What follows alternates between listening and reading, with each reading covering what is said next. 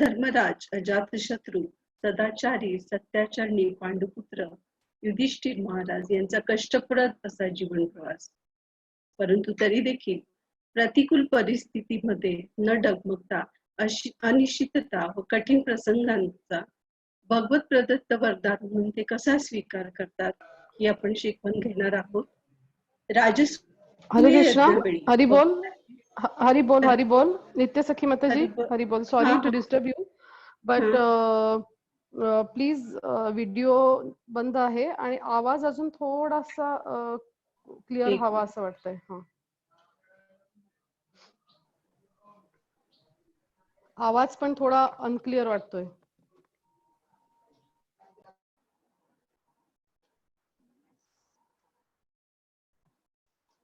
Okay, I will try max. ठीक आहे, okay, start. So तर अशा रीतीने आलेल्या प्रतिकूल परिस्थितीचा, अनिश्चिततेचा, अशा या कठीण प्रसंगांचा ते एक भगवंतांची कृपा म्हणून स्वीकार करतात. राजसूय यज्ञावेळी देखील भगवंतांची अग्रपूजा करून त्यांच्या आज्ञेनुसार कर्तव्य व राजधर्मा पालनात अग्रेसर असणारे प्रामाणिक वैष्णव म्हणजे युधिष्ठिर महाराज यांच्याबद्दल आज आपण जाणून घेत आहोत. विषय आहे आजचा युधिष्ठिर महाराजांचे दिव्य चरित्र. इस्कॉन बारामती वैष्णवी समिती तर्फे आणि हिज ग्रेस नंददुलाल प्रभूजी यांच्या मार्गदर्शनानुसार, यांच्या गायडन्स नुसार मी आजची ही तयारी. चरित्र समजून घेत असताना त्यांचं जे नाव आहे युधिष्ठिर, या शब्दाचा अर्थ युद्ध. युद्ध म्हणजे युद्ध आणि धीर म्हणजे स्थिर, जे युद्धाच्या परिस्थितीमध्ये देखील स्थिर असणारे असे हे युधिष्ठिर महाराज. त्यांना वेगवेगळ्या नावांनी ओळखलं जातं. जसं भारतवंशी आहे म्हणजे भक्ताचा वंश, अजात शत्रू आहे की जे शत्रुविना जन्मलेले आहेत, त्यांना कुठलेही शत्रू नव्हते. धर्मनंदन किंवा धर्मपुत्र, यमराज यांचा मुलगा धर्मराजा किंवा धर्मराय किंवा धर्मजा या नावाने देखील ते प्रचलित आहेत. पांडुपुत्र म्हणून ओळखले जातात आणि पांडवांचे ज्येष्ठ बंधू म्हणून पांडवग्रह किंवा पांडवांचे वडील म्हणून देखील ओळखले जातात. ज्येष्ठ कौंतेय म्हणजे कुंतीचे ते ज्येष्ठ पुत्र म्हणून ज्येष्ठ कौंतेय. सार्वभौमा सम्राट चक्रवर्ती, अखिल पृथ्वीचे ते सम्राट, चक्रवर्ती सम्राट होते म्हणून सार्वभौम अशा या पृथ्वीचे ते चक्रवर्ती सम्राट. आणि विराट पर्वामध्ये जेव्हा 13व्या वर्षी अज्ञातवासामध्ये ते विराटाच्या महाली होते, त्यावेळेला द्रौपदींनी दिलेलं त्यांचं कनका हे नाव. तर युधिष्ठिर हे राजा पांडू आणि राणी कुंती यांचे ज्येष्ठ पुत्र आणि इंद्रप्रस्थ आणि नंतर हस्तिनापूर म्हणजे कुरुवंशाचे ते राजा होते. कुरुक्षेत्राच्या युद्धाच्या यशस्वी पांडव बाजूंचे ते नेतृत्व करणारे होते आणि स्वर्गात जाणारे, सदेह स्वर्गात जाणारे ते एकटे होते. थोडस मराठी इकडे तिकडे आहे जरा, कारण ट्रान्सलेशन गुगल ट्रान्सलेटर मध्ये इतकं काही परफेक्ट मराठी येत नाही. मी मॅक्झिमम ट्राय केलेलं आहे तरी. त्यानंतर थोडस त्यांना नरकाची देखील ही फेस करावं लागलं होतं, कारण 15व्या दिवशी कुरुक्षेत्राच्या महायुद्धाच्या वेळी त्यांनी भगवंतांनी सांगितल्यानंतर देखील थोडासा विचार करून त्यांना खोटं बोलावं लागलं होतं की अश्वत्थामा गेले म्हणून. तर त्यासाठी थोडीशी एक झलक म्हणून नरकवास देखील मिळाला आणि अशी एक आध्यात्मिक दृष्टी असलेले हे युधिष्ठिर महाराज. तर युधिष्ठिर महाराज हे धर्मपुत्र आहेत. आणि धर्माच्या बाजूने काय काय असतं तर असं शास्त्रामध्ये आहे, विष्णू पुराणामध्ये देखील आहे की धर्म हे यांनी दक्ष प्रजापतीच्या 13 मुलींशी विवाह केलेला होता. त्यामध्ये श्रद्धा, मैत्री, दया, शांती, तुष्टी, पुष्टी, क्रिया, उन्नती, बुद्धी, मेधा, तितिक्षा, व्री, मर्ती अशा आणि बाकीचे 3. तर अशा 13 मुलींशी ते विवाहबद्ध झालेले होते. त्यामुळे जिथं धर्माची बाजू असेल तिथं नक्कीच धर्माच्या ज्या पत्नी आहेत त्यांचं देखील आपल्याला अस्तित्व जाणवेल. त्यानंतर धर्मांचे पुत्र म्हणजे सत्य, प्रसाद, अभय, सुख, स्म्या म्हणजे विस्मय ज्याला आपण म्हणतो, योग, दर्प, अर्थ, स्मृती, क्षेम, स्नेह आणि स्वतः भगवंत नरनारायण हे देखील जे नरनारायण ऋषी होते ते देखील धर्माचे पुत्र आहेत. तर धर्म आणि युधिष्ठिर यांचा काय योग आहे ते आपण बघूया, म्हणजे पुढच्या खूप गोष्टी क्लिअर होतील. तर धर्मदेव जे आहे स्वतः त्यांच्या एका भागाने युधिष्ठिर म्हणून हे जीवन स्वतः घेतलेत. त्यानंतर धर्मतीर्थ येथे त्यांनी बराच काळ तपश्चर्या केलेली आहे आणि त्यांचे निवासस्थान हे धर्मप्रस्थ होते. धर्मदेव यांनी वैतरस नदीच्या काठावर दीर्घ काळ प्रतीक्षा केली. त्यानंतर पांडव जेव्हा वनवासात होते तेव्हा ते जिथं ज्याच्या आश्रयाला राहत होते त्या ब्राह्मणांच्या इथे त्यांची जी अरणी शोधण्यासाठी गेले होते तर त्याला देखील त्यांनी आग लावून दिलेली होती. त्यानंतर धर्म यक्षाच्या रूपात प्रकट होतात आणि जंगलातील तलावाच्या किनाऱ्यावर इतर सर्व पांडव युधिष्ठिर सोडून यांना त्यांनी वेढलेलं असतं आणि परत त्यांना नंतर सामान्य स्थितीत आणलेलं आहे युधिष्ठिर महाराजांमुळे. त्यानंतर धर्मदेव हे वशिष्ठांच्या वेशात विश्वामित्रांकडे गेले आणि त्यांची परीक्षा घेतली. ब्रह्मदेवांच्या निर्देशानंतर धर्मदेवाने एकदा दोऱ्याने बांधलेल्या सर्व दैत्यांना वरुणांसमोर देखील आणले होते. त्यानंतर महाविष्णूंचा नरनारायण जन्म हा धर्मदेवाचा मुलगा म्हणून झाला.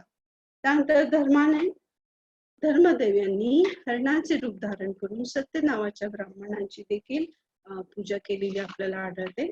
त्यानंतर धर्मदेव यांनी ब्राह्मणाचे रूप घेऊन सुदर्शन चक्र जे आहे भगवंतांचं याची देखील चाचणी घेतलेली होती.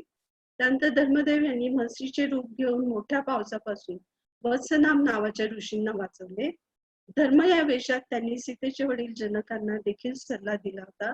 त्यानंतर जमदग्नी यांना देखील त्यांनी आश्वासन दिले की भविष्यात ते धर्म प्रतिष्ठावान असतील. त्यानंतर जेव्हा आयुष्याच्या समाप्तीवर युधिष्ठिर महाराज महाप्रस्थानाला सुरुवात करतात तेव्हा त्यांच्याबरोबर पुत्रा म्हणून स्वर्गातील वेशीपर्यंत धर्मदेव हे घेऊन जातात. त्यानंतर काल म्हणजे यम आणि धर्मदेव यांना यम हे नाव पडले कारण त्यांच्याकडे यम आहे. यम म्हणजे नैतिक आचरणासाठी स्वतःचे नियंत्रण. सो कालदेव यांना मुले नाही आहेत तर विदुर आणि युधिष्ठिर हे धर्मदेवांचे पुत्र आहेत. सो युधिष्ठिर महाराज जन्म ही थोडीशी बॅकग्राऊंड घेतली आपण की धर्मराज भगवंत असं म्हणतात की भगवद्गीतेमध्ये परित्राणाय साधूनां विनाशाय च दुष्कृता धर्म संस्थापनार्थाय संभवामी युगे युगे. तर धर्माची स्थापना करण्यासाठी मी युगायुगांमध्ये जन्म घेणार आहे. साधूंच्या संरक्षणासाठी मी जन्म घेणार आहे.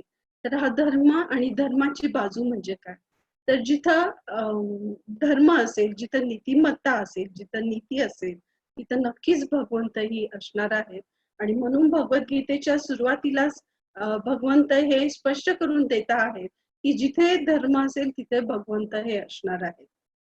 तर अशा ह्या धर्माची बाजू घेणाऱ्या युधिष्ठिर महाराजांचा जन्म आपण बघूया. कुंती आणि पांडू यांचे विवाह झाल्यानंतर एकदा ते जेव्हा जंगलामध्ये असतात तर त्यावेळेला पांडू महाराज यांच्याकडून हरणांच्या चुकीमुळे त्यांच्यावर किंदामाय यांच्यावरती वार होतो आणि त्यामुळे मरण्यापूर्वी किंदामाय ऋषींनी कोणत्याही स्त्रीशी तुझा संभोग केला तर मरण करण्याचा शाप त्यांना दिलेला आहे. आणि या शापामुळे पांडू हे वडील होऊ शकणार नव्हते आणि म्हणून पांडू महाराज यांचे हस्तिनापूरचे सिंहासन जे आहे याचा हक्क अंधभाऊ त्यांचे कनिष्ठ बंधुराज धृतराष्ट्र यांनी त्याचा ताबा घेतलेला आहे. जेव्हा पांडू महाराजांचा हा शाप कुंती देवींना समजतो तर त्यावेळेला त्या सांगतात की मला देखील दुर्वास मुनी यांच्याकडून वरदान मिळालेले होते. या दुर्वास ऋषींकडून वरदान मिळाल्यामुळे मला पाहिजे हे जे 5 वर आहेत ते मी देऊ शकते आणि आपल्याला पुत्र प्राप्ती होऊ शकते असं कुंती देवी आश्वासित करतात पांडू महाराजांना आणि त्यांना पुत्र प्राप्ती होते.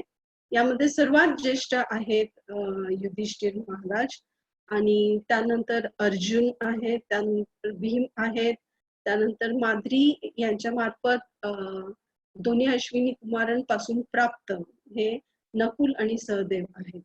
तर युधिष्ठिर महाराज हे धर्मदेवांचे पुत्र आहेत. म्हणजे भौतिकदृष्ट्या जरी आपण पांडुदेवांचे म्हणजे पांडुपुत्र असं म्हणत असतो तरी धर्मदेवांचे ते पुत्र आहेत. आणि मे महिन्याच्या पौर्णिमेला म्हणजे ज्येष्ठ मासामध्ये युधिष्ठिर महाराजांचा जे ज्येष्ठ पांडुपुत्र आहेत यांचा जन्म झाला. तर युधिष्ठिर महाराजांना लहानपणापासून द्रोणाचार्य असतील, कृपाचार्य असतील यांचे मार्गदर्शन सदोदित मिळत राहिले. आध्यात्मिक दृष्ट्या देखील त्यांना स्वतः भगवान शिव, व्यासदेव, परशुरामजी, भृगु ऋषी, सावर्णी मनु, नारद मुनी, मार्कंडेय ऋषी, असित देवाल आणि धौम्य ऋषी यांच्याकडून प्रामुख्याने सखोल असे आध्यात्मिक ज्ञान मिळत राहिले. जे 12 वर्षाच्या वनवासामध्ये स्वतः धौम्य ऋषी हे युधिष्ठिर महाराजांबरोबर देखील होते. त्यांनी वेगवेगळ्या विद्या पारंगत केल्या. यामध्ये भाले लढाई असेल, रथशर्यती असतील. त्यांना वेगवेगळ्या भाषांचे ज्ञान होते. त्यांच्यामधील प्रामाणिकता, न्याय आणि सौम्यता, सहिष्णुता सर्वांना परिचित आहे. त्यांची चांगली वागणूक आणि विवेकीपणासाठी ते परिचित आहेत, प्रचलित आहेत. ते पुण्यवान, नीतिश्रेष्ठ, कर्तव्य तत्पर आणि शूर असून त्यांनी नेहमीच लज्जास्पद कर्मे टाळलेली आहेत. आणि अशी महान ऊर्जा आणि सामर्थ्य असलेले हे युधिष्ठिर महाराज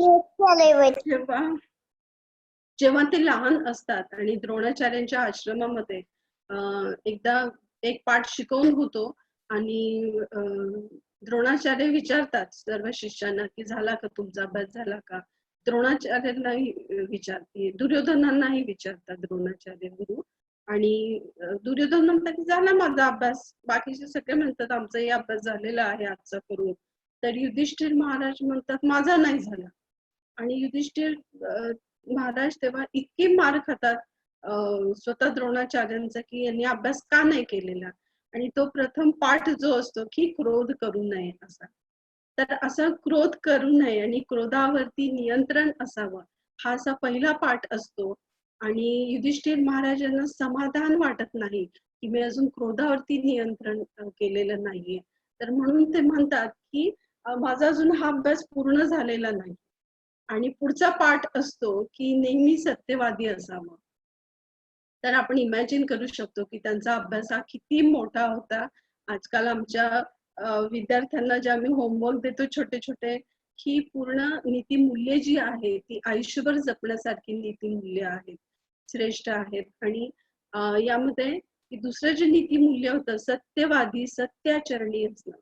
तर क्षणापर्यंत त्यांच्या जीवनाच्या युधिष्ठिर महाराजांनी हे जपलेलं आहे की जे बाकीच्यांना जमू शकत नाही, पण युधिष्ठिर महाराजांनी ते शक्य करून दाखवले. की किती प्रतिकूल परिस्थिती यावी युधिष्ठिर महाराजांच्या आयुष्यात. तर कुंती देवी ना खर तर विवाहानंतर तसं तारुण्यातच वैधव्य प्राप्त होतं. आणि पांडून ह्या जगात राहत नाहीत. आणि त्यामुळे ही 5 मुलं माद्री आणि कुंती देवी असतात. पण माद्री देखील म्हणतात की मी सती जाणार आहे आणि पांडूंबरोबर त्या सती जातात. आणि मागे हे 5 पुत्र आणि कुंती देवी राहतात.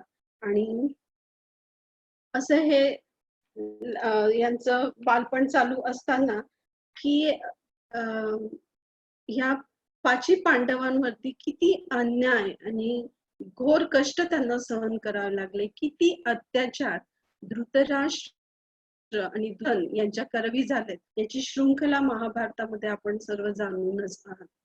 तर युधिष्ठिर महाराजांच्या बाबतीत, ह्या पांडवांच्या बाबतीत आपण बघतो की याच्यामध्ये खांडवप्रस्थ असेल किंवा लाक्षागृह असेल, हे पेटवून दिलेलं आहे की यांना जगता येणार नाही आणि राज्याची गादी जी आहे ती स्वतः दुर्योधनाला मिळेल.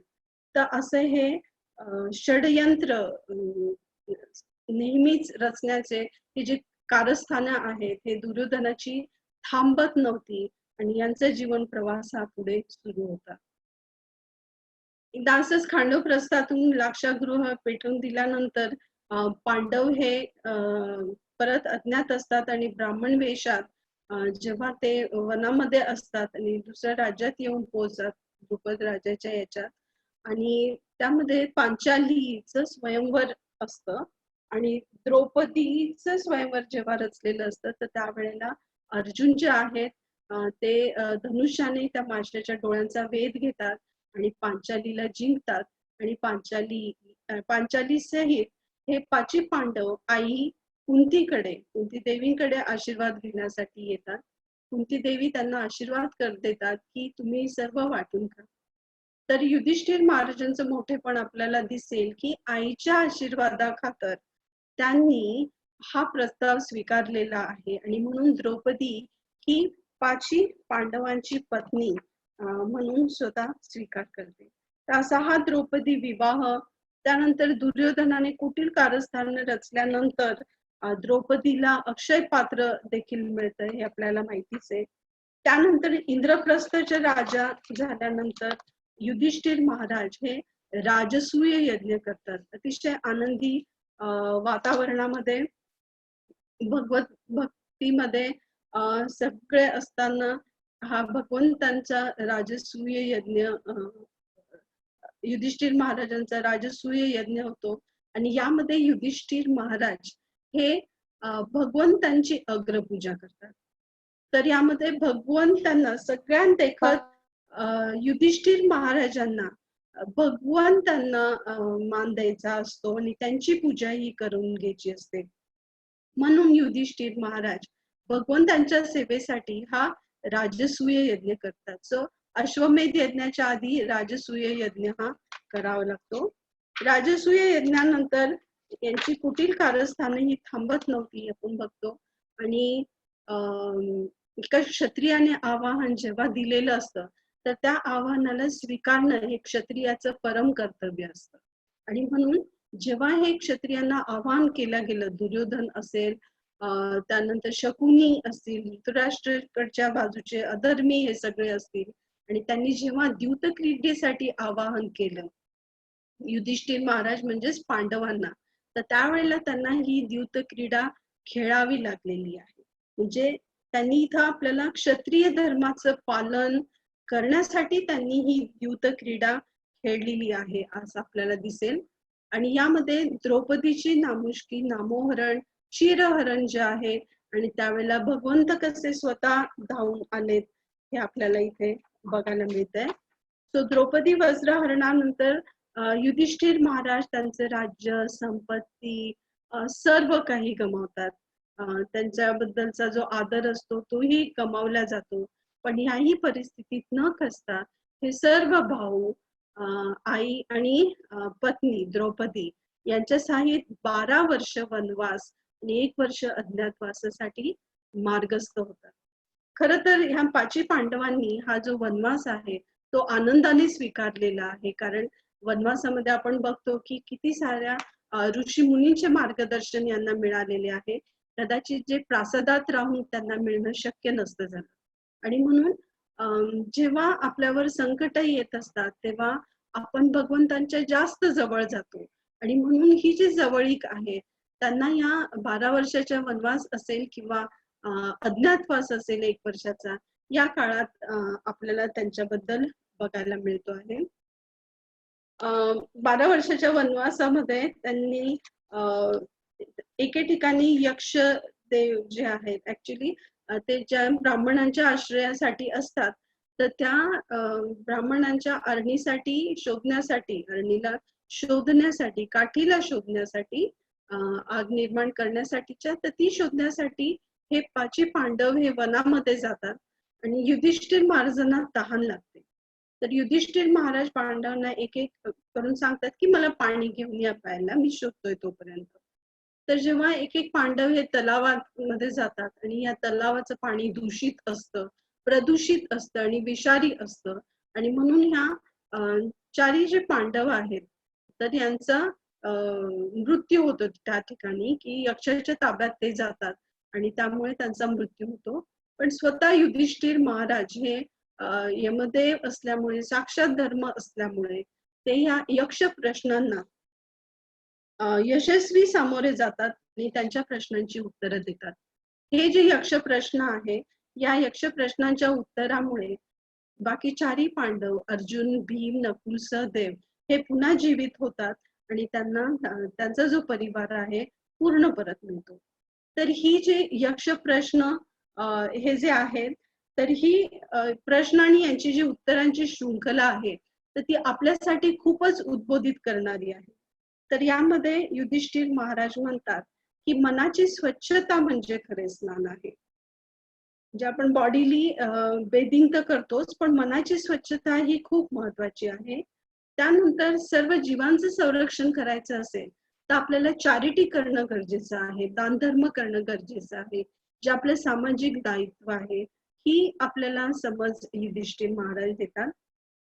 त्यानंतर इच्छा या मिळकतीसाठी असतात. जे इच्छा या काय आहेत, आपले जे डिझायर आहेत, काहीतरी मिळवण्यासाठी आपल्या इच्छा असतात. आणि हृदयाची पीडा जे द्वेष घेऊन येत असतं तर ते चांगलं नाहीये. त्यानंतर जननी जी असते ही पृथ्वीपेक्षा जड आणि वडील हे स्वर्गापेक्षा उंच असतात. वाऱ्यापेक्षा मनाचा वेग जास्त असतो आणि गवतांपेक्षा आपले विचार जास्त असतात. जो कुणी गर्वरहित असेल तोच खरा प्रेमळ असतो, असे युधिष्ठिर महाराज म्हणतात त्या उत्तरातून. त्यानंतर इच्छांचा त्याग आणि जर लोभ सोडला तरच आपल्याला आनंद मिळू शकतो. सर्वात मोठा आपला शत्रू म्हणजे क्रोध आहे, हे त्या उत्तरातून सांगतात आणि आपल्या जीवनातून देखील ते दाखवून देतात. दुसऱ्याला लुबाडणं हा एक आजार आहे असं ते म्हणतात. आणि आदर्श असणं म्हणजे प्रेमळ असणं असं त्यांचं म्हणणं आहे. सो अति प्रयास न करता आनंदी राहणे आणि समाधानामुळे आपल्याला आनंद मिळतो हे ते सांगतात. जो प्राणी मात्रांची काळजी घेतो तोच प्रामाणिक आहे असं युधिष्ठिर महाराज म्हणतात. भगवद्गीता देखील आपल्याला तेच सांगते, स्वतः भगवंत तेच सांगतात. सर्व जीव सारखे आहेत, प्रत्येक जीवामध्ये भगवंतांचा अंश आहे, त्यामुळे प्रत्येकाला भगवंतांचा अंश म्हणून बघायला शिकलं पाहिजे.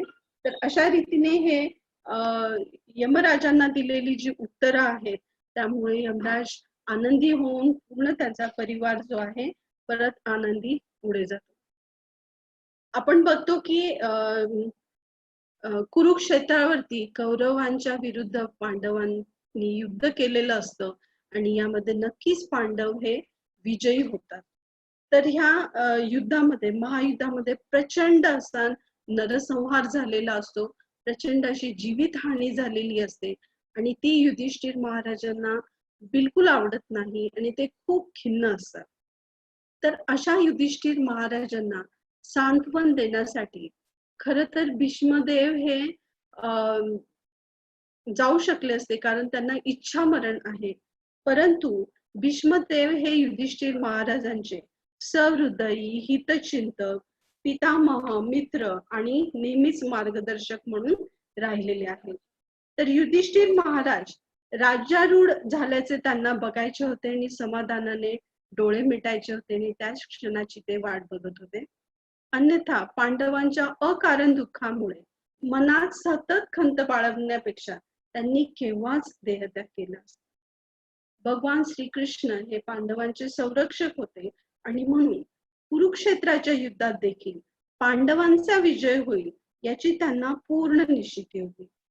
भगवत भक्त असल्याने भगवंतांच्या भक्ताचा कधीही पराजय होणे शक्य नव्हते हे ते जाणून होते. म्हणून युधिष्ठिर महाराजांना या सदिच्छेची देखील जाणीव होती. युधिष्ठिर महाराजांना या महात्म्याच्या वियोगाचे दुःख सहन होत नव्हते. म्हणून अतिशय सुंदर दागदागिने घालून सर्व पांडव स्वतः भगवान श्रीकृष्ण हे युद्ध झाल्यानंतर भीष्मदेवांकडे येतात, मार्गस्थ होतात आणि या ठिकाणी वेगवेगळे जे ऋषी आहे यांनी देखील भीष्मदेवांचं दर्शन घेतलेलं आहे. या ठिकाणी आपल्याला भीष्मदेव हे शरपंजरी दिसत आहेत. तर खर तर शरपंजरी असणं म्हणजे भीष्मदेवांचा एक एक पार्ट हा बाणांनी व्याप्त होता आणि प्रचंड वेदना असूनही इथे भगवंतांना दाखवून द्यायचं आहे की भगवंतांचे भक्त कुठलाही शारीरिक किंवा मानसिक परिस्थितीत असू दे पण त्यांची चेतना ही नेहमी शुद्ध असते. आणि त्यासाठी उत्तम उदाहरण म्हणून भगवंतांनी भीष्मदेवांची निवड केलेली असते. तर इतके शरपंजरी घायाळ परिस्थितीमध्ये असताना देखील त्यांना युधिष्ठिर महाराजांची काळजी वाटत होती. आणि हे जे अराजक आहे आणि प्रजेमध्ये जी साशंकता वाढलेली आहे कुठेतरी कमी व्हावी आणि नीतिमत्तेचं राज्य या ठिकाणी यावं, ही कळकळ भीष्मदेवांना होती. आणि म्हणून त्यांना युधिष्ठिर महाराजांना काही चांगल्या गोष्टी सांगायच्या होत्या आणि त्यासाठी स्वतः भीष्मदेव हे वाट बघत होते. तर भीष्मदेव म्हणतात की आल्यानंतर की श्रीमद भागवतातील पहिल्या स्कंदातील 9वा जो अध्याय आहे महानिर्वाण भीष्मदेवांचे, तर यामध्ये 48 श्लोक आहेत. त्यामध्ये काही श्लोक आपण घेणार आहोत आणि 10वा अध्यायामध्ये देखील भगवंतांचे द्वारकागमन यामधले काही थोडेसे श्लोक आपण घेणार आहोत. यामध्ये श्रीमद भागवतातील या पहिल्या स्कंदातील 9व्या अध्यायातील हा जो श्लोक आहे, इथं स्वतः भीष्मदेव म्हणतात, अहो कष्टम अहो न्यायम यदुयम धर्मनंदना जीवितम नार्हत क्लिष्टम विप्रधर्माच्युताश्रया.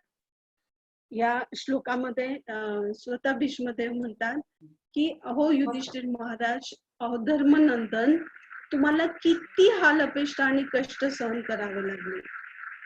इतका नरसंहार बघून तुम्ही अप्रसन्न झालात, परंतु या सगळ्यांमध्ये तुमचं जर कुणी रक्षण केलं असेल तर ब्राह्मण, त्यांची धर्मतत्वे आणि स्वतः भगवंत. तर विप्र धर्म अच्युत, विप्र म्हणजे ब्राह्मण, धर्म म्हणजे धर्मतत्वे आणि अच्युत म्हणजे स्वतः भगवंत. धर्मनंदन म्हणता आहेत युधिष्ठिरांना ते. इतके कष्ट सहन तुम्हाला करावे लागले आणि प्रतिकूल परिस्थितीमध्ये तुम्हाला कुणी रक्षिलं आणि कुणी आशीर्वाद दिले. तर यामध्ये भीष्मदेव हे क्रेडिट देतात ब्राह्मणांना, धर्मदेवांना, धर्मतत्वांना आणि अच्युत स्वतः भगवान श्रीकृष्ण यांनी त्यांचं संरक्षण केलेलं आपल्याला दिसतं. त्यानंतर युधिष्ठिर महाराजांच्या दिव्य चरित्रामध्ये ह्या पहिल्या स्कंदातील 9वा जो श्लोक आहे की संस्थिते तीर्थे पांडव कृता बाल प्रजावधू युष्मत कृते बहुन क्लेशान प्राप्ता तोकवती मोहू. इथं कुंती देवी आपल्याला दिसत आहेत या छोट्याशा व्हिडिओमध्ये आणि हे सर्व पांडव लहान आहेत अजून आणि अत्यंत ह्या कमी वयामध्ये तारुण्यात आणि हे सर्व मुलं लहान असताना यांच्या बालवयामध्ये कुंती देवींना वैधव्य आलेलं आपल्याला दिसतं. आणि कुंती देवींच्या कपाळी हे सगळं जे दुःख भोग आहे हे दैवाने निर्मिलेलं होतं आणि ही सर्व काळाची करणी आहे असं भीष्मदेवांना म्हणायचं होतं की काळाच्या प्रवाहामध्ये कुणीही चुकणार नाहीये. आणि म्हणून तुम्ही सर्व पांडव आणि कुंती देवी हे जे आहे तर तुम्हाला इथं पांडू महाराजांच्या मृत्यूनंतर हे सगळं सहन करावं लागलं हे आपण बघतो. त्यानंतर पुढचा जो श्लोक आहे की 15वा श्लोक, यत्र धर्म सुतो राजा गदा पाणी रुकोदर कृष्णो श्री गांडीवम चापम श्रीकृष्ण ततो विपद.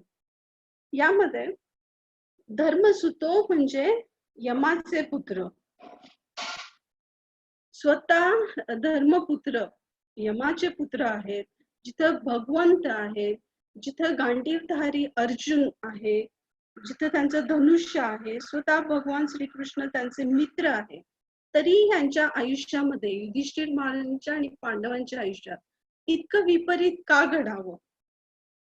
तर हा सर्व अपरिहार्य काळाचा अद्भुत महिमा आहे आणि असं हे स्वतः भीष्मदेव सांगता आहेत. त्यामुळे ग्लानी न करता आपण हा राज्यकारभार नीटपणे सांभाळावे अशी ते विनंती करतात. यामध्ये खर तर हे 5 पांडव पुण्यशील आहेत, त्यांचे व्यक्तिश्रेष्ठ गुण आहे, तितकं सामर्थ्य आहे, त्यांच्यामध्ये नियोजन बुद्धी आहे. ते सामर्थ्यशाली असून देखील इतकी प्रतिकूल परिस्थिती त्यांच्या आयुष्यामध्ये त्यांच्या जीवनामध्ये येऊ शकते. त्यासाठी भीष्मदेव म्हणतात की काल महिमा हा अनुलंघनीय आहे. तर म्हणून हे अनिष्ट जे आहे ते तुम्हाला सहन करावे लागतील असे भीष्मदेव स्वतः म्हणतात. या ठिकाणी आपल्याला महायुद्धाच्या वेळेस दिसत आहे की युधिष्ठिर महाराजांना जेव्हा द्रोणाचार्यांना सांगायचं असतं की अश्वत्थामा गेलेला आहे, मेलेला आहे, तर त्यावेळेला गज जो असतो हत्ती, त्याचं देखील अश्वत्थामा हे नाव असतं. आणि युधिष्ठिर महाराज म्हणतात की गज आहे की द्रोणाचार्य पुत्र आहेत, तर हे मला नीट सांगता येणार नाही. आता हे सांगितण्यासाठी म्हणजे जे खोटं बोलावं लागत होतं की युधिष्ठिर महाराजांना वाटलं की आपण हे खोटं बोलू नये, तर त्यामुळे ते थोडेसे साशंक होतात आणि हे बोलण्यासाठी उशीर करतात. तर या थोडेशा काही फ्रॅक्शन ऑफ सेकंड साठी त्यांच्या मनात जे तेव्हा विचार आले आणि ते भगवंतांनी अनुज्ञा दिल्यानंतर देखील त्याचं पालन त्यांनी केलेलं नाहीये, कारण त्यांना त्या ठिकाणी धर्म वाटलेला नाहीये. पण याही पुढे भगवंतांच्यासाठी जे प्रेम आहे, तर ते थोडस आपल्याला आढळतं की त्यामध्ये थोडस हे आलेलं आहे. आणि त्यामुळे युधिष्ठिर महाराजांना थोड्या काळासाठी नरक वासना भोगाव्या लागलेल्या आहेत. 17वा श्लोक आहे, तस्मादिदं दैवतंत्रम व्यवस्य भरतर्षभ तस्यानुवीतो नाथा नाथ पाही प्रजाप्रभू. तर या श्लोकामध्ये सांगतात भीष्मदेव की हे सर्व परमेश्वरांच्या इच्छेप्रमाणे घडलेलं आहे आणि युधिष्ठिर महाराजा, आता तुम्ही याचं पालन करा आणि राज्य शासनाचं उत्तरदायित्व स्वीकारा. असहाय्य अशी जी प्रजा आहे, तर त्यांना आपण वर आणलं पाहिजे आणि त्यांच्यासाठी जे अत्युच्च ध्येय आहे भगवंतांची भक्ती, हे आपल्याला श्रेष्ठ वरदान जे आहे, जी कृपा आहे ती द्यायची आहे आणि ते एक राजाचं कर्तव्य आहे असं स्वतः भीष्मदेव युधिष्ठिर महाराजांना सांगतात.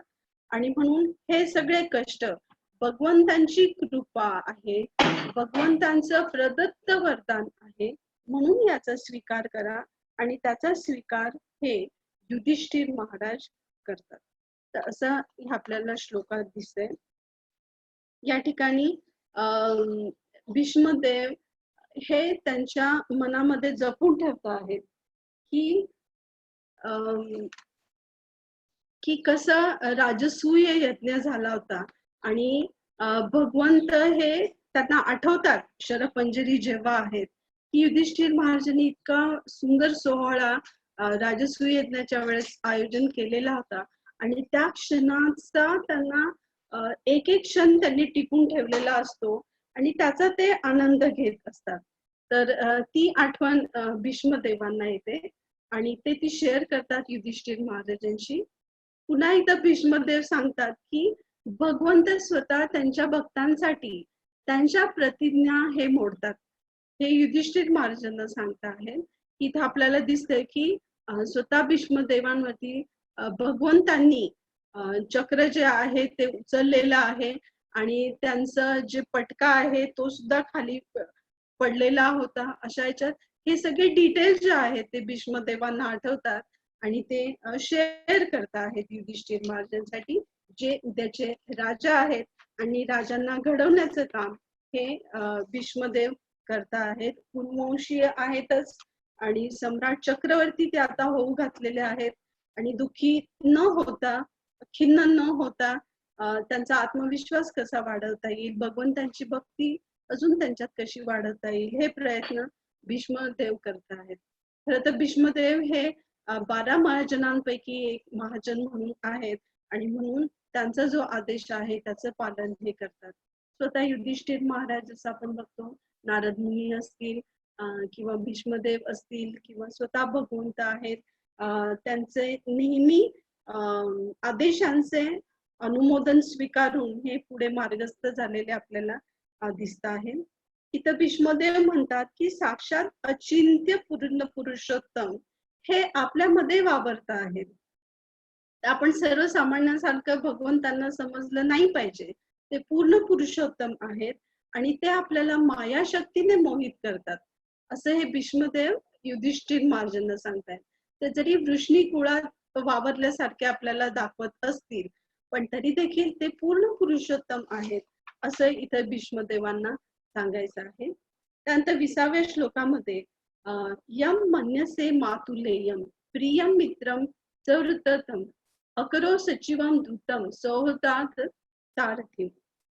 तर यामध्ये मातुलेयम म्हणजे भगवंत स्वतः मामे भाऊ आहेत. कुंती देवी आत्या लागतात भगवान श्रीकृष्णांच्या, आणि त्यामुळे ते मामे भाऊ या रूपामध्ये म्हणतात की जे हितेशी आहेत. मामे भाऊ असून ते हितेशी आहेत, हितचिंतक आहेत, आणि तुम्ही ज्या कामांसाठी त्यांना नेमलं मंत्री म्हणून, एक दूत म्हणून, राजदूत म्हणून, तुम्ही जे स्नेहभावामुळे, स्नेहभावनेमुळे त्यांना जे सारथी बनवलं, तर असे हे भगवंत हे सर्वांचे हितचिंतक आहेत आणि ते साक्षात पूर्ण पुरुषोत्तम भगवंत आहेत असं भीष्मदेव युधिष्ठिरजींना सांगतात. त्यानंतर 21व्या श्लोकामध्ये युधिष्ठिर महाराज म्हणतात, सर्वात मना समदशो अंकृते तत्कृतम मती वैषम्यम निरवधस्य न क्वचित. भगवंत स्वतः कैवल्य आहेत आणि परिपूर्ण आहेत, त्यांच्यामध्ये कुठलंही न्यूनतत्व नाही. ते स्वतः परमात्मा रूपामध्ये प्रत्येकाच्या हृदयात स्थित आहेत. ते समदर्शी, समदशो इथं म्हटलेलं आहे, ते समदर्शी आहेत, दयाळू आहेत आणि प्रत्येकाच्या अंतःकरणामध्ये स्थित आहेत असं इथं युधिष्ठिर महाराजांना या श्लोकातून सांगायचं आहे. की इथं मी एवढं हे का सांगतेय भगवंतांबद्दल, कारण का की बऱ्याच वेळेला काही चांगली लोक असतात जी दानधर्म करतात पण ते भगवंतांची भक्त नसतात, किंवा काही भगवंतांची भक्त असतात पण त्यांच्यामध्ये ह्या गोष्टी नसतात ना. तर युधिष्ठिर महाराज हे परिपूर्ण उदाहरण आहे की जे बुद्धिवंत आहेत, त्यांची बुद्धी, त्यांचे जे काही ऑप्युलन्सेस आहेत तर ते भगवंतांसाठी वापरता आहेत, आणि हे साक्षात उदाहरण आपल्याला इथे दिसतं. सो असं म्हणतात की पांडवांना धनंजयम, की सर्व पांडवांमध्ये श्रेष्ठ अर्जुन आहे, पण भगवान श्रीकृष्णांनी अर्जुनाला राज्य नाही दिलेलं. सो कुरुवंशाचा राजा म्हणून युधिष्ठिर महाराजांना दिलंय, कारण जे सर्वांगीण सद्गुण जे लागतात ते युधिष्ठिर महाराजांमध्ये होते, आणि म्हणून असा एक सबळ राजा गादीवर बसवून भगवंतांनी ही मोठी कृपा केलेली आहे. तर इथं 22व्या श्लोकामध्ये भीष्मदेव म्हणतात की भगवंतांवर आपली अव्याभिचारी निष्ठा असली पाहिजे. भगवंत जरी दयाळू वाटत असले तरी आपल्या एकनिष्ठ भक्तावर त्यांची नेहमीच परम कृपा असते. आणि बघा ना, त्यासाठीच भगवंत स्वतः आज मी ते शरपंजरी जेव्हा पडलेलो आहे तेव्हा ते आलेले आहेत. तसं हे सगळं मार्गदर्शन स्वतः भीष्मदेव युधिष्ठिर महाराजांना करतायत आणि एक दृष्टिकोन देण्याचा प्रयत्न करता आहेत की भगवंत भक्ती जी आहे ती दृढ व्हावी. यामध्ये भीष्मदेव म्हणतात की भगवंतांशी आपण संबंध प्रस्थापित केला पाहिजे. संबंध म्हणजे कसा, तर भगवंतांना आळवताना आपण नंदसूत, यशोदा नंदन किंवा राधिका रमण असं म्हणतो. म्हणजे एक भगवंतांशी आपण संबंध प्रस्थापित करण्याचा प्रयत्न करतो. तर असा संबंध प्रस्थापित करण्यासाठी आपण आपल्या वरिष्ठ वैष्णवांचं मार्गदर्शन घेतलं पाहिजे.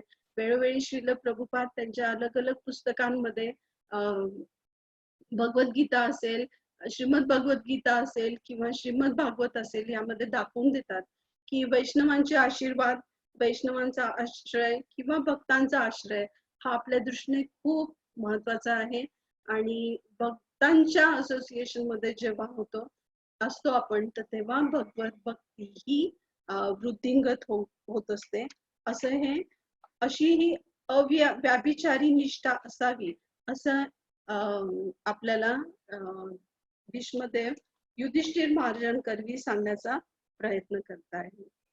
या श्लोकामध्ये आपल्याला भीष्मदेव सांगतायत की नामसंकीर्तनाने 500 वर्षापूर्वी श्री चैतन्य महाप्रभू, नित्यानंद प्रभू यांच्या मार्गदर्शनामुळे हे नामसंकीर्तनाचा जो यज्ञ आहे हा पुढे चालू राहिला आणि श्रील प्रभुपादांच्या कृपेने आज ही संकीर्तन मुवमेंट जी आहे ती जगभर पसरलेली आहे आणि हा संकीर्तन यज्ञ हा जगभर पसरवण्याचं काम हे श्रील प्रभुपादांनी अत्यंत कष्टाने केलेलं आहे. तर याच्यामध्ये भीष्मदेव म्हणतात की भगवंत, जर आपण नामसंकीर्तन भगवंतांचं केलं तर आपल्या शेवटच्या श्वासापर्यंत भगवंत आपल्या हृदयामध्ये आविर्भूत होतील आणि आपली सकाम कर्मातून, काम कर्म बी म्हणजे सकाम कर्मातून आपली मुक्ती भगवंत करतील. तर त्यामुळे आपल्याला भगवंतांचं नाम, रूप, गुण, लीला यांच्या मधून नेहमीच आनंद घ्यायला हवा आणि नवविधा भक्तीतून आपण हे वृद्धिंगत करू शकतो. त्यानंतर भीष्मदेव हे भगवंतांचे भक्त आहे आणि भगवंतांचं चतुर्भुज रूप याबद्दल ते विश्लेषण करतात की त्यांना खूप आवडतं चतुर्भुज रूप. यामध्ये भीष्मदेव म्हणतात की त्यांचे नेत्र हे अरुण वर्णाचे आहेत, त्यांच्या मुख कमळांवरती हास्य आहेत आणि असे हे भगवंत माझा देह सोडेपर्यंत, शेवटच्या श्वासापर्यंत हे माझ्या दृष्टीपथात राहो अशी ते विनंती करतात. त्यानंतर 25व्या श्लोकामध्ये भीष्मदेव म्हणतात की युधिष्ठिर महाराज जेव्हा त्यांना वेगवेगळ्या धार्मिक कर्तव्यांविषयी विचारतात तर त्यावेळेला ते म्हणतात की सर्वात श्रेष्ठ ही भक्तांची पूजा आहे. तर हे आशीर्वचन हे देतात या ठिकाणी भीष्मदेव. त्यानंतर 26व्या श्लोकात आपण बघतो की शांती पर्व जे आहे महाभारतातील त्याच्यातल्या 60व्या अध्यायामध्ये की 4 वर्ण आणि 4 आश्रम, यथा वर्णम यथाश्रमम, तर 4 वर्ण आणि 4 आश्रम त्यांनी स्पष्ट केले आणि वैराग्य आणि आसक्ती ह्यापासून कसं आपलं यांचं कसं बॅलन्स हा ठेवावा असं या ठिकाणी ते विश्लेषित करतात. 27व्या श्लोकामध्ये आपल्या सर्वांसाठी त्यांनी दान धर्म, राजधर्म, मोक्ष धर्म, श्री धर्म आणि भक्ताचा काय धर्म आहे याबद्दल विश्लेषण केलेलं आहे. तर शरपंजरी असून देखील भीष्मदेव विचलित न होता एक राजाने कसं असायला हवं, एका स्त्रीचा धर्म काय, एक भक्ताचा धर्म काय आहे हे सांगायला भीष्मदेव विसरत नाहीये.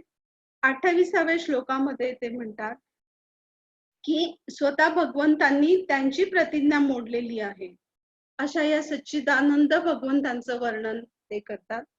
41व्या श्लोकामध्ये ते म्हणतात की आपण जो राजसूय यज्ञ केला आणि माझी अग्रपूजा केली, भगवंत म्हणतात, आणि ते माझ्या चिर स्मरणामध्ये अशी विनंती ते करतात. आणि मुनिगणन पवर्य संकुलेंतम सदसी युधिष्ठिर राजसूय येशाम, मला अजूनही तो एक एक क्षण लक्षात आहे असं भीष्मदेव म्हणतात राजसूय यज्ञाचा, आणि असा हा क्षण माझ्या शेवटच्या श्वासापर्यंत लक्षात राहू दे अशी विनंती ते करतात.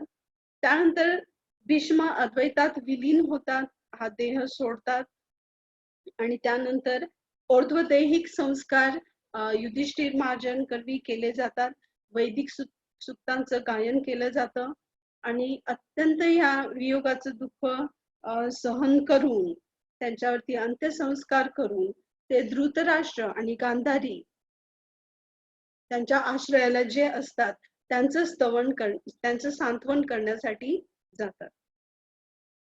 तर यामध्ये इथं ह्या श्लोकात म्हटलेलं आहे की गांधारी तपस्वी होती, म्हणजे हे धृतराष्ट्र की ज्यांनी त्यांच्या पुत्रांकरवी 100 पुत्रांकरवी वेळोवेळी अत्याचार केलेले आहेत युधिष्ठिर महाराजांवरती, पण तरी देखील ते विसरून रोज सकाळी राजपदावर विराजमान झाल्यानंतर युधिष्ठिर महाराज रोज त्यांचे आशीर्वाद आणि दर्शन घेण्यासाठी येत असत. असाच अश्वत्थामा देखील, अश्वत्थामाने पांडवांच्या सर्व पुत्रांचा वध केलेला असतो आणि शेवटचे परीक्षित महाराज त्यांच्यावरती ब्रह्मास्त्र सोडलेलं असतं. त्यांचे जे नातू पौत्र आपण म्हणतो की त्यांच्यावरती ब्रह्मास्त्र सोडलेलं असतं, तरी देखील अशा अश्वत्थाम्याला देखील क्षमा करण्याचं काम म्हणजे हा जो क्षमाशील गुण आहे तो आपल्याला युधिष्ठिर महाराजांमध्ये दिसतो आहे. आणि हा 48वा श्लोक, यामध्ये स्वतः युधिष्ठिर महाराज हे धृतराष्ट्रांचं वेळोवेळी अनुमोदन आणि मार्गदर्शन घेतात असं आपल्याला दिसत आहे. त्यानंतर महान युधिष्ठिर महाराज यांनी राजधर्माची तत्वे व नियम यांचे पालन करून आपली राजसत्ता चालवली. या राजधर्माच्या तत्वांना आणि नियमांना राजा धृतराष्ट्रांची संमती होती. खूप महत्वाचं आहे, इथं ते धृतराष्ट्रांना विसरलेले नाहीयेत आणि श्रीकृष्णांचेही अनुमोदन होते. तर अशा रीतीने त्यांचे सांत्वन करून पुढचा 49वा श्लोक, यामध्ये 9व्या अध्यायातील पित्रा शानुमतो राजा वासुदेवानुमोदिता चकार राज्यम धर्मेन पितृ पितामहं विभू. तर अशा रीतीने सर्व राजधर्माचे तत्व व नियमांचे पालन युधिष्ठिर महाराजांनी केले. तर आपल्याला युधिष्ठिर महाराज हे धृतराष्ट्रांचे आशीर्वाद घेताना दिसत होते. हे आशीर्वाद घेतल्यानंतर ते सिंहासनावर बसले. अतिशय सुंदर असा हा कार्यक्रम राज्यारोहणाचा पार पडलेला आहे. ही महान अशा ऋषी मुनींच्या उपस्थितीत सान्निध्यात युधिष्ठिर महाराजांना सिंहासनावर बसवून मुकुट घातला जातो. या क्षणी स्वतः भगवान श्रीकृष्ण, सुधर्मा, विदुर, धौम्य, धृतराष्ट्र, गांधारी, कुंती, द्रौपदी, युयुत्सु, संजय, नकुल, सहदेव, भीम, अर्जुन इत्यादी सर्व त्या सभेमध्ये सुंदर सिंहासनावर बसलेले होते. आणि रत्नजडित मणींनी सजवलेले श्वेतपुष्प, अक्षत, भूमी, सुवर्ण, रजत आणि मणीय यांना स्पर्श करून त्यांचा राज्याभिषेक होतो युधिष्ठिर महाराजांचा. अशा रीतीने युधिष्ठिर महाराज पुढे 36 वर्ष राज्य केले आणि त्यानंतर परीक्षित महाराजांच्या हाती त्यांनी ही सत्ता सोपवलेली आहे. युधिष्ठिर महाराजांच्या सारख्या प्रशिक्षित आणि प्रतिष्ठित राजाच्या अधिपत्याखाली राजवट ही शासनाची सर्वोत्कृष्ट पद्धती होती. श्रील प्रभुपाद म्हणतात की आजकालचे जी पद्धती आहे की यामध्ये कुठलीही नीतिमुद्रा राहिलेली नाहीये. तर जीवाला जो मानवी देह प्राप्त झालेला आहे त्या जीवाला भौतिक जीवनाच्या बंधनातून मुक्त होण्यासाठी, प्रजेला आपले उच्चतम सिद्धीचे उद्दिष्ट साध्य करण्यासाठी ज्या गोष्टींची आवश्यकता असते त्या राजाने त्याचं पालन पोषण करणं गरजेचं असतं आणि ते युधिष्ठिर महाराजांनी केलेलं आहे. युधिष्ठिर महाराज सर्व धर्मनिष्ठांमध्ये अग्रणी होते. त्यामुळे केवळ राज्योपभोग मिळावा यासाठी आपल्या भावंडांशी लढणे त्यांना कदापि मान्य नव्हते, तर ते न्यायासाठी लढले. त्यांना विजयाचे सुख भोगता येत नव्हते कारण त्यांना मनातून वाईट वाटत होतं, पण एक कर्तव्य म्हणून आपल्या भावंडांच्या सहाय्याने त्यांनी राज्यकारभार केलेला आहे. सुत गोस्वामी म्हणतात की भगवान श्रीकृष्ण जगाचे पालन पोषण करते आहेत. त्यांनी क्रोधाच्या वणव्यात दग्ध झालेल्या कुरुवंशाला पुन्हा संजीवन देऊन युधिष्ठिर महाराजांना राज्यावर प्रस्थापित केले आणि त्या योगे ते स्वतः संतुष्ट झाले आणि दुसऱ्यांनाही संतुष्ट केले. युधिष्ठिर महाराज जेव्हा राज्य करीत होते तर त्यावेळेला मेघ ही विपुल प्रमाणात पर्जन्यवृष्टी करत, पृथ्वी भूदेवी ज्या आहेत त्या भरपूर प्रमाणात पुरेल सर्वांना इतकं उत्पादन करीत असत, गायी अत्यंत आनंदित असत आणि आपल्या पुष्ट कासांमधील दूध जे आहे ते चराऊ कुरणांना देखील भिजवून टाकीत असे. युधिष्ठिर महाराज अजित आणि अच्युत अशा भगवंतांच्या संरक्षणाखाली असल्यामुळे भगवंतांच्या नियंत्रणातील जे काही नद्या, समुद्र, डोंगर, वने असे जे सगळे आहेत ते सगळे प्रसन्न होते कारण त्यांनी परमप्रभूंच्या संरक्षणाखाली आश्रय घेतलेला होता. युधिष्ठिर महाराजांचे अनुकरण करून मानवाची जाणीव शुद्ध करून विसंगत गोष्टी नष्ट केल्या पाहिजेत असं श्रील प्रभुपादांनी त्यांच्या पुस्तकातून म्हटलेलं आहे. युधिष्ठिर महाराजांना कोणीही शत्रू नसल्याने ते अजात शत्रू आहेत. त्यामुळे त्यांच्या राज्यातील प्रजेला कुठलीही मानसिक चिंता, शारीरिक व्याधी किंवा शीतोष्णादी कारणांमुळे होणारी पीडा याचा कुठलाच त्रास जाणवत नसे. त्यांच्या मनात कोणतीही वैरभावना, शत्रुत्व नव्हते आणि ते भगवंतांचे प्रामाणिक भक्त होते आणि म्हणूनच त्यांना भगवंतांचे संरक्षण होते. मानव, ईश्वर असेल, निसर्ग असेल यांच्यातील मेळ पृथ्वीवर शांतता, सुख, समाधान आणि भरभराट आणून देते. तर याच्यामध्ये मेळ नसेल तर आपण बघितलंय की पृथ्वीच्या पाठीवरती बऱ्याच वेळेला अनाचार झालेला आहे आणि भूदेवी भगवंतांकडे गेलेले आहेत की ह्या राक्षसांचा नायनाट करा म्हणून. तर अशा वेळेला अशा ठिकाणी आपण बघतो की युधिष्ठिर महाराज की यांच्या विनयतेमुळे, सत्याचरणी असल्यामुळे प्रजा देखील, निसर्ग असेल, हे सगळे भगवंत स्वतः असतील, हे सगळेच आनंदी होते.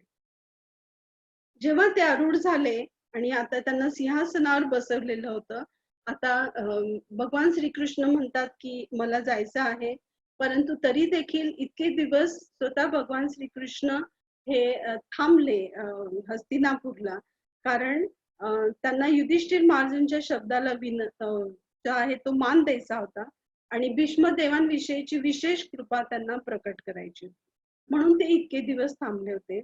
पण आता शोकाकुल अशा युधिष्ठिर महाराजांचे सांत्वन करण्यासाठी आणि आपली बहीण सुभद्रा हिलाही प्रसन्न करण्याचा त्यांचा हेतू होता. कारण भगवंतांना नेहमीच त्यांच्या भक्तांना प्रसन्न करणं नेहमीच आवडतं आणि त्यांचे विशुद्ध भक्तच केवळ त्यांच्या नातेवाईकांची भूमिका वठवू शकतात, कारण स्वतः भगवंत हे परिपूर्ण आहेत. भगवंत जेव्हा निघण्याची अनुमती मागतात तेव्हा युधिष्ठिर महाराजांनी ती मान्य केली. भगवंतांनी स्वतः आदरपूर्वक युधिष्ठिर महाराजांना चरण स्पर्श करून त्यांना प्रणाम केला. युधिष्ठिर महाराजांनी, कारण ते आत्तेभाऊ आहेत, युधिष्ठिर महाराजांनी त्यांना आलिंगन केले. अनेकांनी त्यांना आलिंगन व दंडवत प्रणाम केला व ते रथारूढ झाले. भगवंतांची ओढ ही सर्वांनाच असते आणि एस्पेशली त्यांचे जे भक्त आहेत त्यांना तर भगवंतांचा विरह बिलकुल सहन होत नाही. मग त्या वृंदावनातील गोपीज पण असतील किंवा राधा राणी देखील असतील, तर इथं देखील आपण बघू शकतो की भगवंत आता द्वारकेला गमन करत आहेत, मार्गस्थ झालेले आहेत आणि सर्वांना विरह सहन होत नाही. तर प्रासादांच्या वर काही स्त्रिया भक्त आहेत आणि ब्राह्मण इथं आपण बघतोय की ते आशीर्वचन देत आहेत भगवंतांना. पुष्पवृष्टी होते आहे मधुपतींवर. त्यानंतर सुशोभित पंखांनी वारा घातला जातोय.